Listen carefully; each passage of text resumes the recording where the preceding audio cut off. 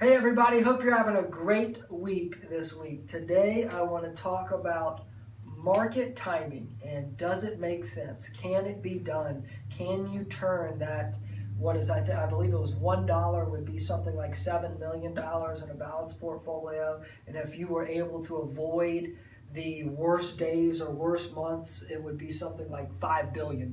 So there's obviously a lot of allure being able to time it, but is it possible and can you do it? And I want to give some results that kind of, I think, illustrate my point. Probably the most famous market timer was Martin Zweig.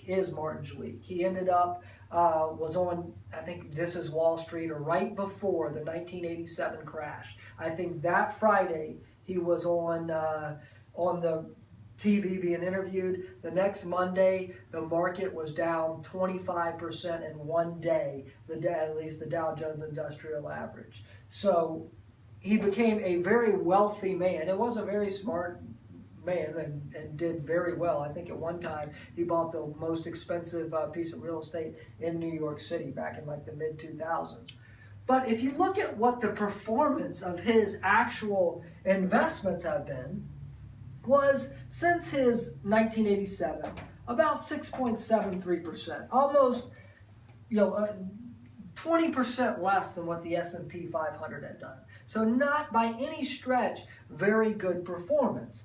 And the other point I want to illustrate is that Mark Holbert, who does this research on market timing and looked at 81 newsletters over the past 15 years, found that the average return of those market timers, and these are professionals, was negative 0.08% over that time period. Pretty poor when you look at the market's performance as a whole. You've obviously had a lot of volatility in those last 15 years, but still certainly substantially better than that. And during the bear market period of 2000 to 2002, only 11 out of the 81 actually made money during that period.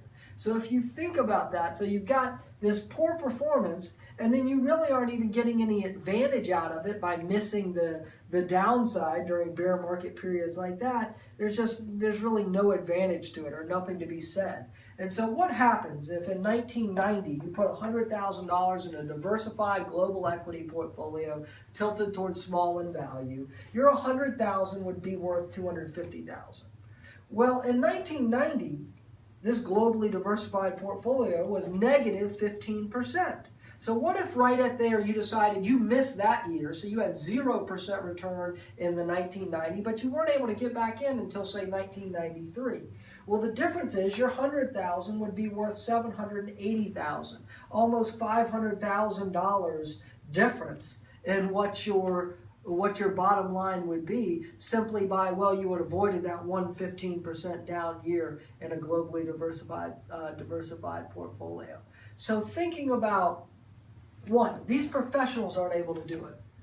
There's a saying that Market Timers Hall of Fame has exactly 0 members. There's a reason for that saying, is that it's just too difficult to accurately predict. So the most important thing, one, to avoid the instinct of trying to time the market, is to make sure you're invested the right way today. So that if we do have a drastic drawdown in the markets like we did in 2000 through 2002 or 2008, 50% crash, your portfolio is invested in a way that's okay.